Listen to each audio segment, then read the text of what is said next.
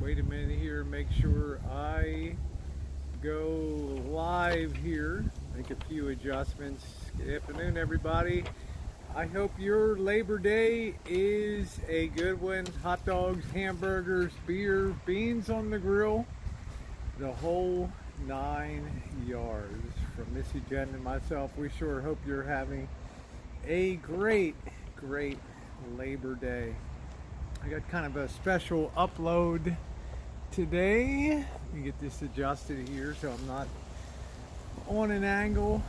Let some people come in. I know it's going to be not a lot of people around this time of day because of outdoor activities, enjoying the end of summer.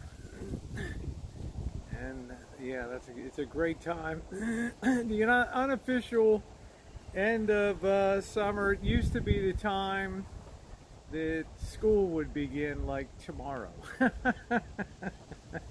It was one of my most dreaded times of year. Let's see, we got 5 people in the chat. I'll wait till somebody posts something in here and then we'll get underway. It's very windy here. We got the afternoon sea breeze coming up. Oh, there we go. How you doing, Lisa? Lisa CA. How you doing, Lisa? Nice to see you, honey. Glad to know this sucker is working out here today. I want to talk a little bit about today. How you doing, Winky? What's up, sweetheart? I got your message. I want to talk a little bit about today why the pass from Yuma over the mountains into San Diego is such a risky venture, especially to take a 30-year-old camper van on, and it's going to combine a little bit.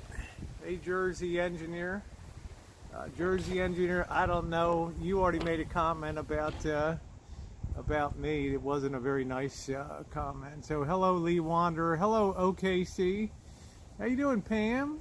Nice to see you.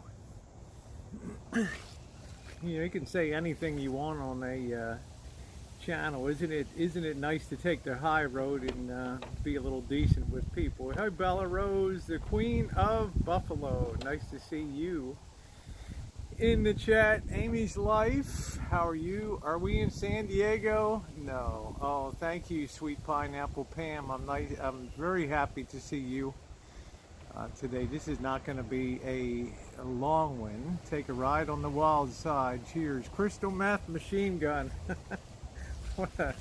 What a name for a channel.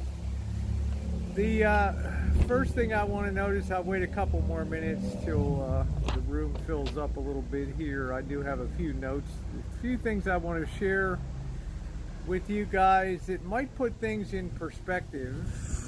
Jeffrey, how are you? Cheers, burp. I'll be drinking tonight when I'm baking. I'm doing great. It's been a really good day on the Rancho. Well, at 1:30 was going on Arby's and then our half curly fries, beef and cheddar with lunch at restaurant. Hey, Almost Goober, thank you. I do enjoy wearing blue. Hello, Dr. Fish, how you doing? Fish is all the way up, man. Get all the way up with the wet set, with the fish.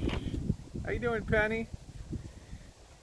I always stay positive. That's my nature in life, to stay positive. But I wanted to shed some light. This is not going to be a long video today. I think, what do we got? About 42 people in here. I'll wait a couple more minutes and then we'll get underway. And I'm just going to share, how you doing, Shay Shay? I'm just going to share some of my thoughts going to Yuma. I wish I was still going. I wish I were going to Yuma and San Diego, which is my favorite city. Hey, Joe Smith. How are you? By the time I'm done today, there may be a little more perspective on why I think that this is such a hazardous drive from Yuma into San Diego, and it might require some kind of rethinking. I don't know. But we're going to tear into that a little bit. It goes back a little bit to physics, everything. Vicious, Oregon, or you kind of decontemplate the word there. I may not understand, but thank you very much, Victorious. How you doing? I got you a royal blue cap. Diane, you don't have to get me anything, honey. Looking forward to seeing you. I think a couple more. We'll wait till about 50 people get in because I really don't want to do a repeat on here. One of the things I want to mention is there's some confusion, and I'm as guilty as anybody, calling the pass from the deserts of Arizona about 100 miles west of Yuma. How you doing, Oddball? I think the biggest question is, why is it your response? I don't consider it my responsibility, Fungus McGee. According to you, I'm just a grifter anyway. Hey, Light Switch. Hey, Lee Wander. I would love to see the agave field in Mexico. I've been there, but want to see anything. Okay, how you doing, Kimberly? Okay, we've hit our mark. We've hit our mark. I didn't think there'd be many people in here with the holiday going on and everything. Let's not confuse the grapevine, which connects the California Central Valley over top of the San Gabriel Mountains, hey Vanessa, drops down into the LA Basin near the, I think it's the Magic Mountain down there, the amusement park, the Six Flags down there. That's not the pass we're talking about here. Okay, it is a different pass. It is on the I-8, and climbing up that hill. Climbing up that hill is a different kettle of fish than even the grapevine, which is pretty sustained climbing up that hill. Okay, that's the first thing. I want to make sure we're identifying the right mountain pass. And I think the thing that you have to bear in mind with this mountain pass and this ride through the mountains is it's not so much how high you're going. Excuse me, this stupid.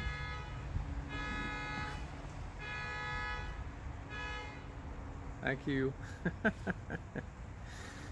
Wicked Widow. Yeah, sorry, driving now. No problem, Winky. It's not so much the height of the pass. The height of the pass is not the difficulty. I want to put one thought in your mind. Think about where you might drive that's about 11 miles from your home. Okay, think about that. And then think about, how you doing, Norm? Then think about if you had to drive that on a sustained grade uphill with no flat spots at all. Okay, I'm just giving you a little topography lesson here in what makes this pass so unusual. It's one of the few in the United States that has a sustained climb of an average of 7 degrees for 11 miles. Yes, they do have road turnouts. You'll see many vehicles on these turnouts. You will see every half mile there's water stations where you can pull over and get your, if you have to refill your radiator, if you have a boil over.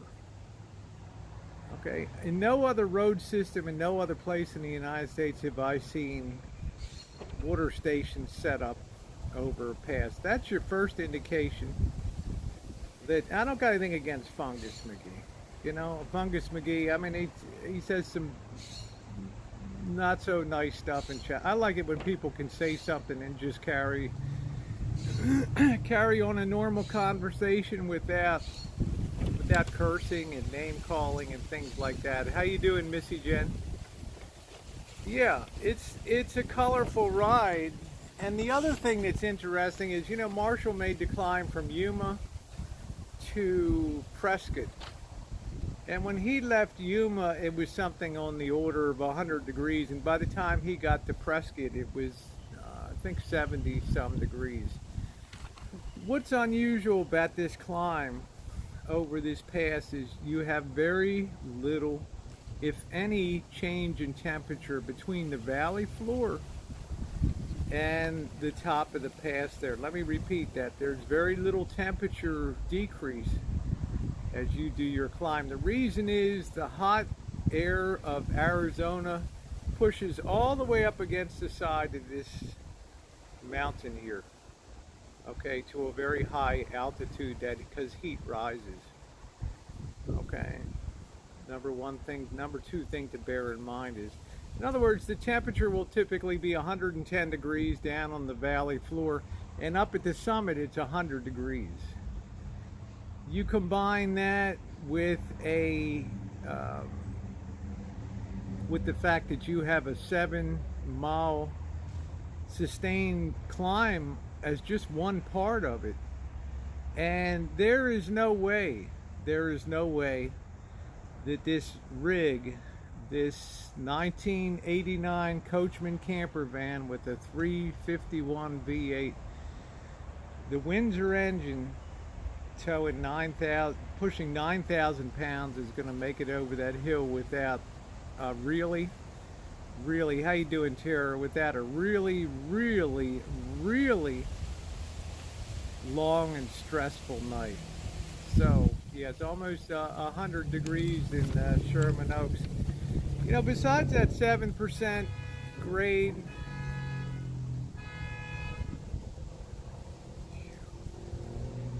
I'm gonna lose my shit one day in this neighborhood. Yeah. How you doing, Matt and Eric? Have a helicopter. Can carry it over the mountains. Well, you should have some concern about pulling an RV. Let's talk a couple car facts. The average car today weighs 2,871 pounds. That's a bit over a ton. About a ton and a quarter. Okay. The average car weighs about 2,900 pounds. When you put people on it, you're over 3,100, 3,200 pounds. Okay. In SUV, the average SUV weighs about 3,470 pounds. Right. You put all the people in it, you're up to about 3,700 miles, 700 pounds. A large truck is 5,411 pounds average. When you put people in it, maybe you're up to 6,000 pounds. Okay. You take the Lisa Marie with someone in it, and now you're taking 9,000 pounds up that grade in 110 degree to 100 degree temperatures in one area with a sustained climb of 11 straight miles. No let up, no flat surfaces. Even when you cool off, how you doing, spirits? If I've missed anybody, apologize to you. There's no place to pull off, and even if you do pull off, the real big problem is cooling your engine down, because the ambient or existing engine temperature, it's not like it's 50 degrees, 40 degrees, even 60 degrees. It's going to be 100 degrees, and it's going to be very difficult to cool an engine down on that pass, particularly hauling that kind of weight. Let me just tell you again, 9,000 pounds and probably fully loaded. You know, if the water tank, how you doing, Michigan man? If the water tank, and I'll take questions at the end of it here, if the water tank is loaded, and all the gear is in the rig, you're calling a generator with a rack on the back, now you're up to about 10,000 pounds, 5 tons. And the thing that concerns me, it will go at nighttime. The thing that concerns me too is that on that little jaunt from Yuma to Prescott, and even from Prescott to back down to Yuma, that temperature gauge was already climbing quite a bit on that rig. It's inevitable. There's no way out of it.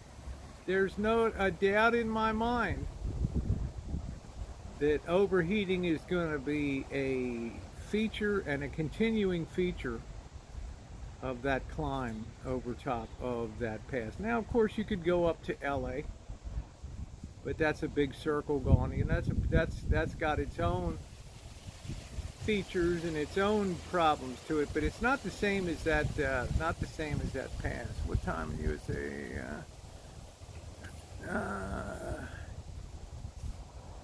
I don't know, Diane, we'll work that out later. Okay. 10,000 pounds for the Lisa Marie with the generator, with the rack, with a 351 cubic inch V8 engine that has close to 80,000 miles on it. Hard miles, I might add, because of, you know, pulling weight. And it's also an engine where you have to imagine inside of these cylinder heads, because this is where all the action happens. This is where the rubber meets the road. Between that block and that cylinder head sits a very thin layer of cork. Typically cork. Sometimes they're metal, meant to be able to compress. It's called a head gasket. And over time, what happens is the fuel combustion, the explosion that occurs at each cylinder chamber, the residual chemicals in there, the residual chemicals that are created, they start to eat at that gasket material in there. That's why older vehicles tend to blow head gaskets, because a lot of that material has been eaten away by the acids produced by the explosion. Norm, there's no doubt in my mind the Windsor 351 is a great engine. When you put a rack on the back and you put a generator and you fully load it and you add 30 years to it and 80,000 miles, you know, we shall see. It's not like it has a 420, 402, 390, 455. It's got a 351 V8 in that thing, okay? Fiber, it all goes, Jersey Engineer. Fiber crumbles, it all gets eaten away. Even though it's only an infinitesimal thousandths of an inch or something like that, acid eats away at those head gaskets and the parts that are on the that have to do with compression in the cylinder head. And every time one of those pistons fires in those chambers, you're putting more pressure on those gaskets. So yeah, should I be concerned? High temp antifreeze, exactly. That's what I'm going to talk about, Cobra John, and I'm glad that you're in here.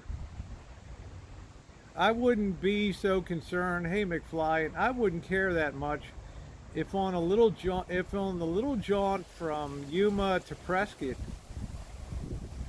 and from Prescott back to Yuma, that engine was already running on the warm, I don't want to say the hot side, but running on the warm side down there. There's no way. How you doing, Cindy Talks? Nice to see you. Hey, Kenny G. There's no way, yeah, 70%. There's no way that that's going to be a straight shot over that pass, in my opinion. Think about it. You climb off of that desert floor, you're already starting to climb, and you haven't really hit the bad part yet. You're climbing, then leveling off, and then you hit that 11-mile continuous climb zone. And you're going to see a lot of trucks, you're going to see a lot of SUVs, you're going to see a few cars over on the side. They have multiple lanes built because they're in an overheat mode. Okay. What does that say about a 1989 camper van that has a little bit of hardening the arteries, a little bit of scale in the cooling system? Well, that would be good. That would be good, Cobra John. because a typical engine, as you know, runs about 195 to 220 degrees. That's already enough to boil water at the top end, and then you 265, you boil over. And also, I don't know how many of you remember high school or college physics where you studied Boyle's law. And that's the law that states the higher the pressure in a system, the higher the temperature goes. When you start putting this camper van under an 11-mile climb at relatively high RPM, you can imagine that your pressure in those cylinders is going to increase dramatically as a result of the heat. Now, Cobra John, I ask you, you're a highly skilled mechanic. You understand cars inside out. You race cars. Knowing that that is an 11-mile continuous climb up that pass, at one point, what would you judge, even with running a 70% antifreeze, anti-boil solution, what would you judge, even running that mix, the chances of making that pass in one shot? What would you judge that? What would you judge that to be? And number two, considering the average cylinder runs about 300 pounds per square inch, when you start to put that under load, relatively high RPMs, you're up to 1,000 pounds per square inch. Everything that goes on in that vehicle, all the weight is carried within those 8 cylinders and crankshaft and the connecting arms, not to mention the transmission. Chances are not good for an older engine. Do you think the Lisa Marie won't make it? Are you worried really bad? I'm worried. See, the other difficulty, and let me defer that for a minute, McFly. Well, there's some things I think that should be done down there, Cindy, absolutely. Descaling and doing that. The problem is, the additional problem when you get to the pass and over the top, now you're buffeted by the, and this is a danger point for trucks, for high top camper vans, and for RVs. As soon as you get over that pass, on many occasions you're buffeted with extremely high winds up there as that Pacific winds come in over the top of that pass. And it's not unusual to have rigs flip over. You can look it up. I-8 Yuma to San Diego. It's not unusual at all. Kitten Cat, really a water pump, there's no real gain in one water pump over another, in my opinion. Put Evans waterless antifreeze boil, yeah. But I wonder, Cobra John, he says put Evans waterless antifreeze in, boiling point is well above 300 degrees. I wonder, Cobra John, even with that, when you get up to 265 degree temperature, and I think it will achieve that no matter what it's running, you can imagine the stress on hoses and, you know, those cylinder heads, that stress. And I really think there could be a cylinder head gasket be lost on this mission. Yeah, you see semis blown over on I-8, and McFly, you know, I'm with you. I know you've driven that pass a lot of times. And I know for the average passenger vehicle, it's not really an issue. It's not so much the height of that pass. It's that section where you're already coming up hot, warm. Yeah, head temperature could easily reach 400 degrees. Now you come to that 11-mile climb point, And I will bet $500 with anybody on the chat that there's no way that rig can make it over in a single shot over that pass. It's just not feasible, because it's one of the few mountain passes and one of the few climbs that the temperature doesn't really decrease that much as you go up in altitude. It's not like going into Prescott. Therefore, yeah, he needs a power stroke for sure. Go look at Wanderlust Estates video. When he ran that pass with his Holiday Rambler diesel pusher, he was watching that temperature gauge. It was getting a little warm, and that's a friggin' diesel in that thing. Well, there's a couple things you can do for the chat, and a couple, there are things to be considered. That's not my... And Cindy, that makes a lot of sense. Let's see, Holly, how you doing, sweetie? If I missed anything, hey, Karina, how you doing? Okay. The winds at the summit, the weight of this vehicle, it's going to be a very problematic. Once you're over the summit, you then a long way down. See, this is the other concern I have. You wonder why I feel like I should kind of be down there, not to hold hand, not to babysit, but just in case something catastrophic were to occur. At least there's a ride out of there. Hey Debbie, how you doing, sweetheart? Hey Dagan. Jesus, this thing is such a maintenance. It's such a horror show. So part of my heart just says to me, I got to get in there and fix some shit on this thing before somebody dies. Either he dies or somebody else dies. You got some wheels that are running three studs on them.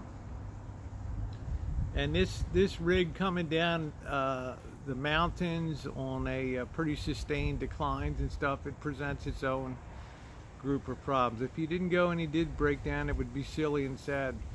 You know what the reality is, Jersey Engineer? I'd probably end up going down anyway after the fact. I mean, I gotta be honest with you guys. I'm not gonna bullshit you probably one way or another. I would be down either picking up the pieces, something like that. Well, that's what I'm saying, Cobra John. I know some people dislike me because of fuckery and Rosie's a grifter, blah blah blah. They're in it together as a scripted thing. This isn't a plea for money. I'm not putting my money into this situation. Yeah, I buy a meal once in a while, a couple hot dogs at Denny's, breakfast, but beyond that, but I'm just saying. I mean, I got Cobra John in here. I'm very lucky. This is a guy that's a highly skilled, car head. And he knows that not only does everything go, he knows not only everything that goes on with the pressures that are brought to bear on those connecting rods and that crankshaft and that head gasket in there and that transmission, but he also understands the importance of a decent braking system and the importance of being able to stop 9,000 pounds. Now they have runaway truck ramps on there, 9,000 pounds rolling down the hill. Thank you, Dagan. I'm marrying Cobra John. Everybody wants to marry Cobra John. Can elbow engine blow? Absolutely. This is what I'm saying. We have something in physics called Boyle's Law.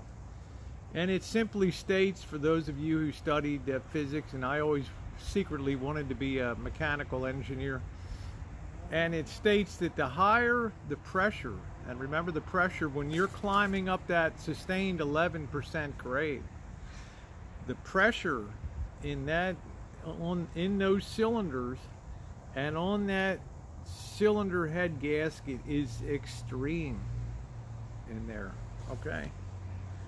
And the higher that pressure builds, that's why actually temperature rises in rigs, because it's the heat, because of the building pressure that's causing the heat to rise in there, okay?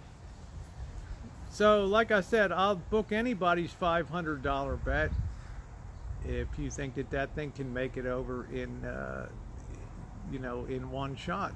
I don't see how it's feasibly possible.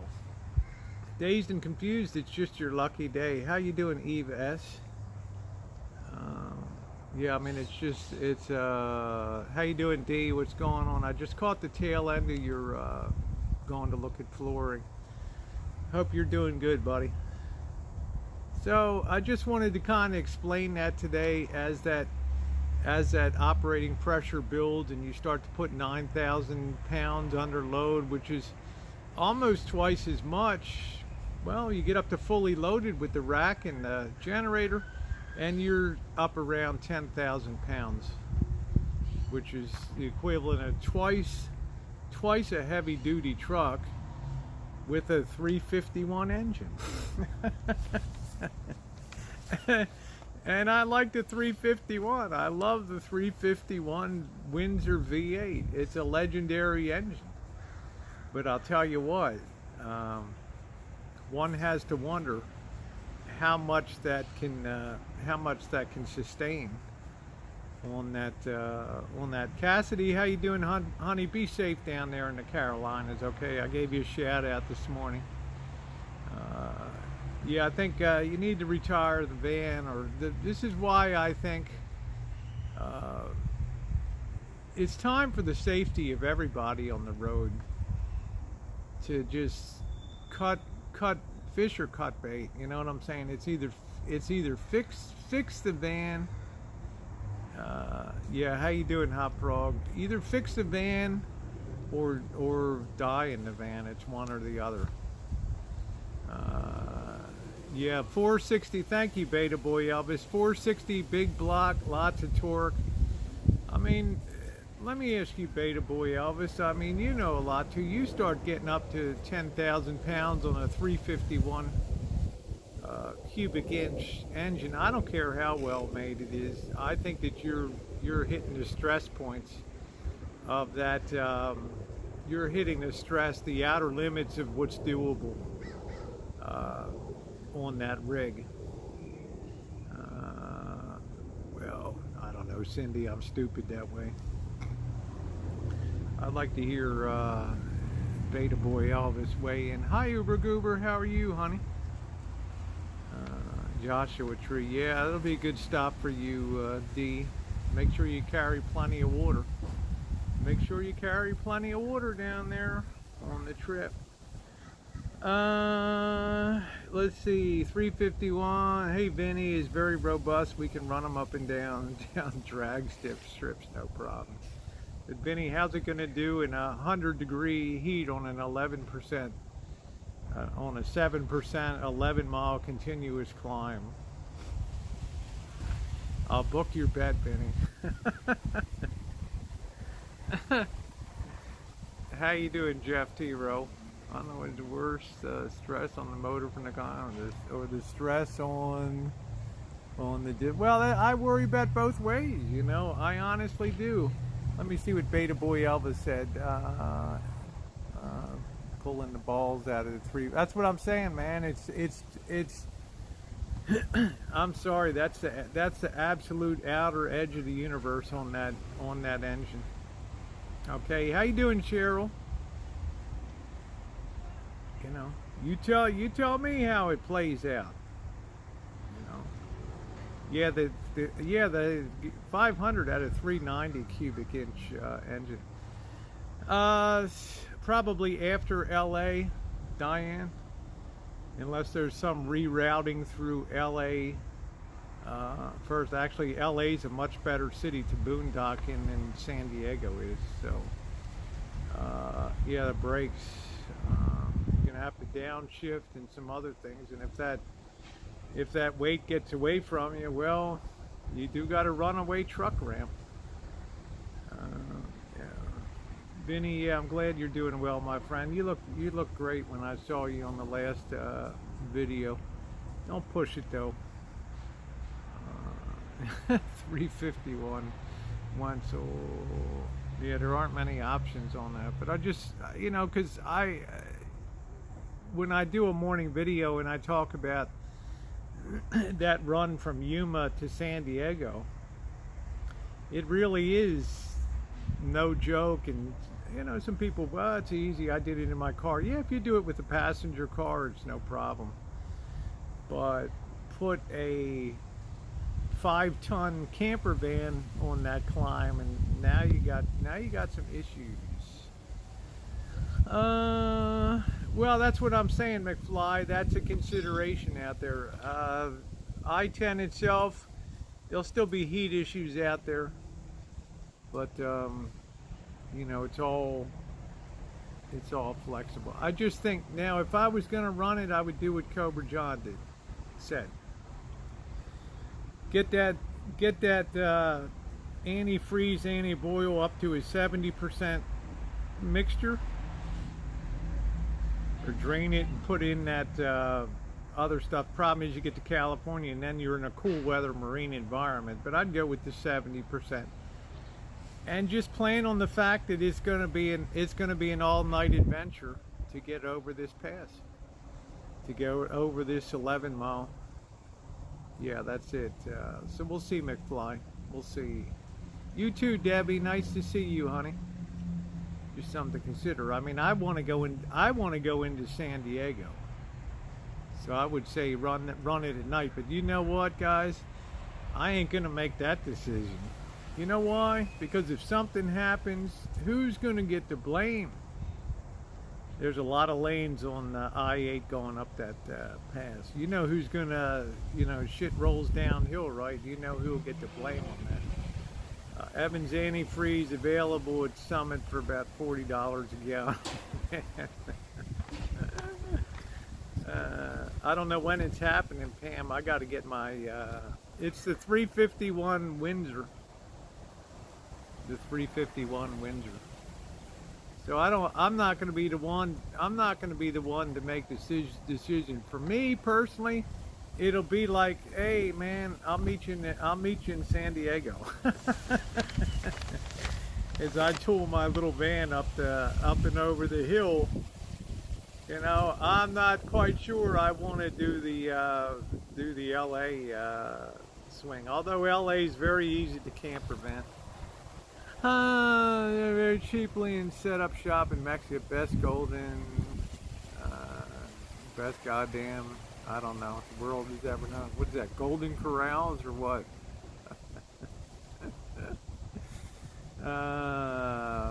Well, let's see what happens, Diane. Before you, two things are just too damn up in the air. I don't have my vehicle right now. That really bothers me.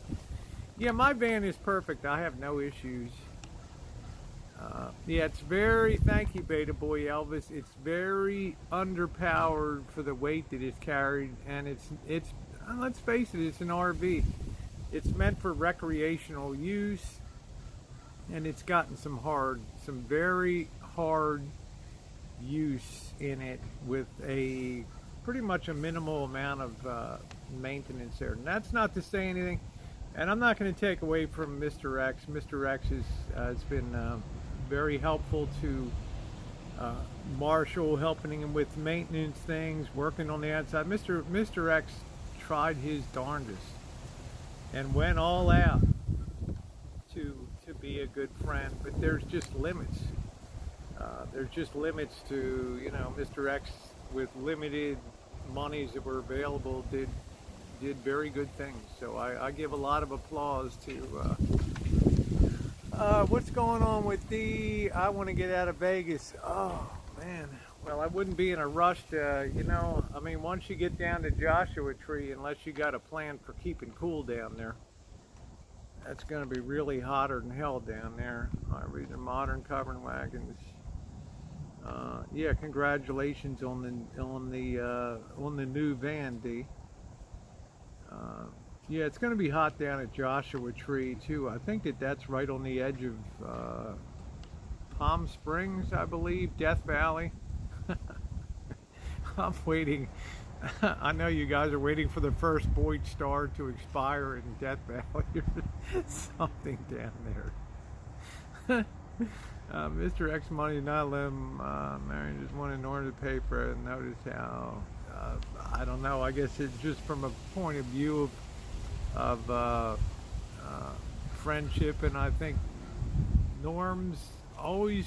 I mean, there was no doubt in my mind when I met him, and every time I talk to him on the phone, he's like, there's content that he watches that he enjoys, and he rewards the content. So, you know, that's the reality. I've not seen that really. Yeah, I got a late notification, D, about a half hour after your event went off the air. I don't know exactly. Yeah, know exactly when, don't know why.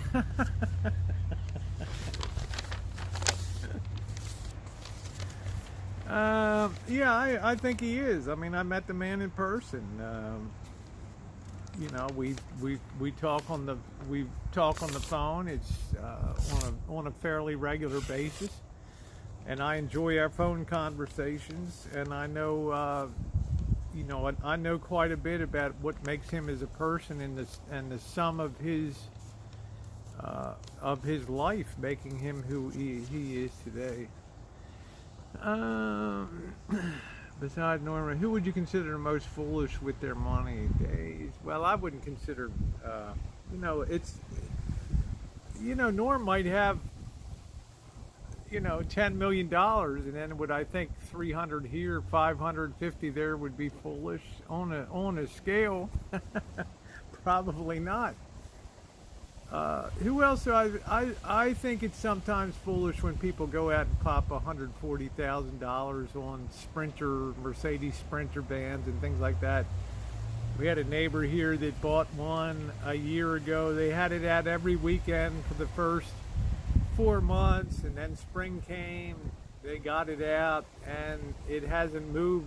It hasn't moved at all this summer. It's just a wasting asset. You know, how you doing, Bully? It's just a wasting asset in there. Yeah, Norm F for president. Yeah, Norm's pro. I'm gonna have to do a fundraiser for Norm.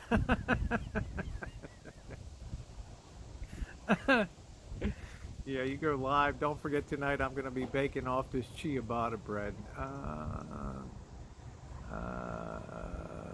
Yeah. So yeah, high pressure is high temperature. That's what really overheats a rig, is pressure rises as the engine accelerates or it's put under load, and then that causes the temperature to rise along with it in some type of proportional way. Let's see, I hope everybody gets out of the way down there in Bahamas and everything. Yeah, everybody's happy with the Moringa Club. Yeah, most motorhomes sit in driveways 90% of the year. I don't tell how people how to spend money, but I did like having a rig that I could take out in everyday use as well as using as an RV, and it was, I think that for me it was a perfect decision to me. I work for my money, so should others. Drive behind Elvis, and well, we're gonna have to film the. Of course, I would do a stream on the pass. You know, I might need some help from people that are watching that know exactly where we are. We'll probably have. I have a pair of 10-mile walkie-talkies here between the rigs and stuff, so it's something that definitely has to be prepared for. It ain't no country club ride over the top of that thing. So, yeah, the RVs aren't made to be permanently lived in, but you got to say one thing, Joe Smith. More and more people are doing that these days, living in RVs. Definitely has content appeal. Norm told me on the phone, finance is precarious until we sell the town. You still don't know. I don't know. I don't know. Dazed. I mean, you can't tell people what to do with. I mean, I know we'd like to if people could vote by committee here on the Boyd, but it just doesn't happen that way. So Do you have any idea when you're going? I'm hoping by Friday that the rig is fixed. Hoping. Remember, they're paying a rental car for me every day, so it's in their interest to get it done. The weather here is about 80 degrees right now. Yeah, due to the economy, Joe Smith, that's right. So instead of making these camper vans all fancy and everything, if a RV manufacturer was smart, he'd do a stripped down version with just basic living accommodations, like a tiny home, not all this fancy, you know, burled wood and all that. Just make a simple rig that's pretty bulletproof. I got my fingers crossed. I would imagine no later than Saturday. Saturday would be the earliest, and Sunday. So we shall see. And Cobra John, get down to that Ram dealer. They need you, man.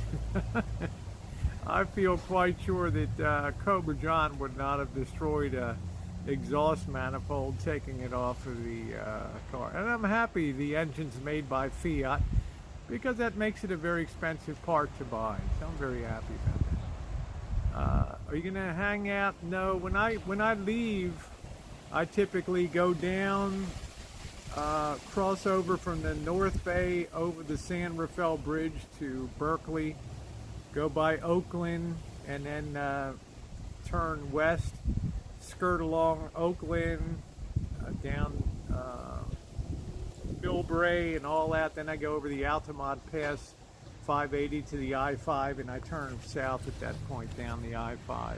So, how you doing, Hazel-eyed Vixen? Road Trek is starting back up in Canada in October. Oh, that's cool. So they're going to keep production going. That's good. Sorry, not talkative. Cutting up. Okay. I'll get moved on with you. Follow the shawarma.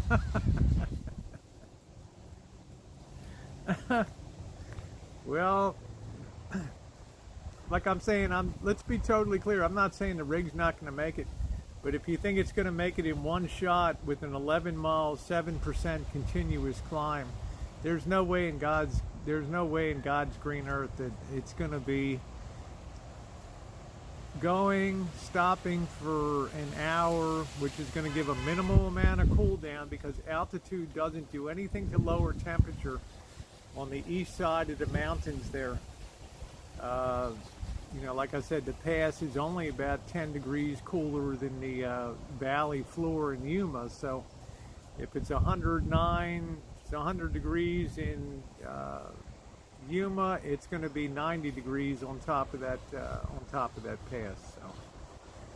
So do it alone, then it would. Well, I don't know, Jen. My mind just doesn't run that way. I don't want to see. You know, I'm sorry, my mind, honey, I can't go that way. Oh, don't blog Anderson, peace too. That's a good idea, Sean Quinn. I've gone past that so many times. I guess because I'm excited to be on my way to Vegas, or excited to be on my way. But I should vlog Anderson's Pea Soup as featured in the movie Sideways with Sandra Oh. So, damn, we got these little biting fucking ants here now. I don't know what the hell they are. Anyway, you must announce the number of... I never announced the... I don't even know how many people are watching. I never look at them.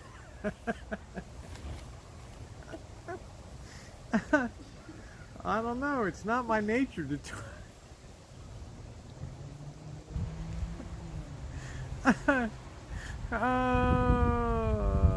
Oh, thank you, Nikki. I got. It's not my nature to announce how many people are on.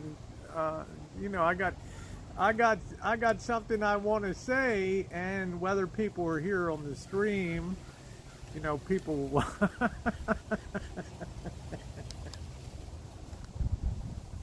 Let me get a 69 if you.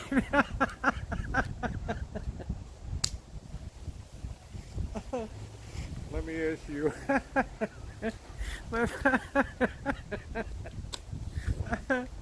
Let me take a minute to ask where everybody's from.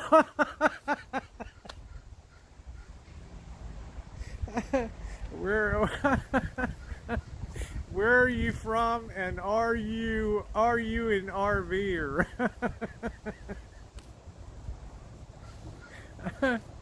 I'm sorry, my mind doesn't roll that way towards. I can't do that. I don't give a shit about that. You know, that's. I think that's why. I think that's why Dee and I get along so well, because we're concentrated on the people in the chat, and we're concentrated on the content.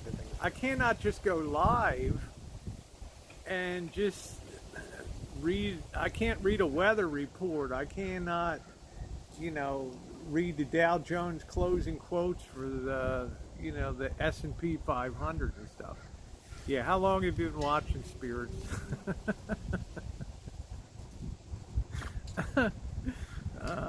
Shit. Yeah, are you going to show your love, Cassidy Hampton? Are you going to show your love, honey? Here's somebody. It's in the line of sight in another hurricane. People should be showing her love down there. Are you a BBW?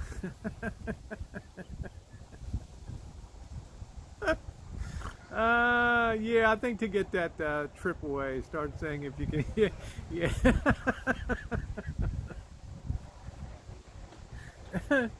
If you can hear me, press 69.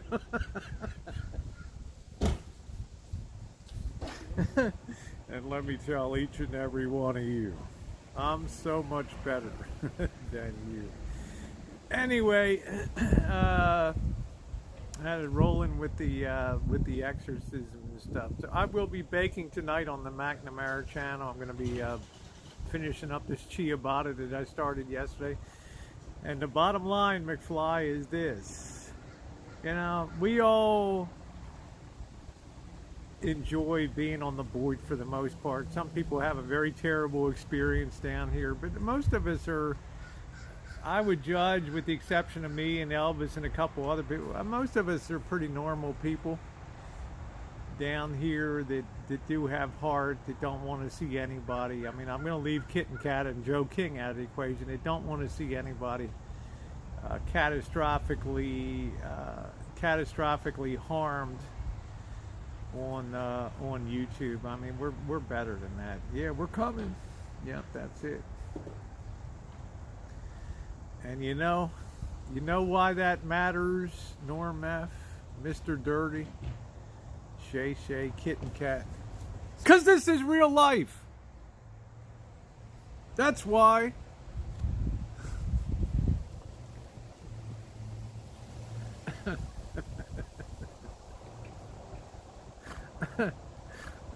Woo! Let me see. I'm gonna go ahead. It's I've been on. Oh, that's exciting, Holly. Andrew the Outlaw. Yeah. Anybody? I'll see anybody around tonight. I think Dee's gonna be probably streaming in a bit too. So, love having you guys on the chat. There's my bottom line on why I think that road from Yuma to San Diego is going to be particularly challenging. Not that it can't be done, but I bet it can't be done, and it's going to take hours to get over that. It may take the better part of a whole night to make that journey. The reward is that you're into America's most beautiful and livable city down there in San Diego. And the world is the oyster. See you guys on Pacific Beach. All right, thanks for watching, everybody. Have a good rest of your afternoon and evening, and happy Labor Day. Bye, Tiffy.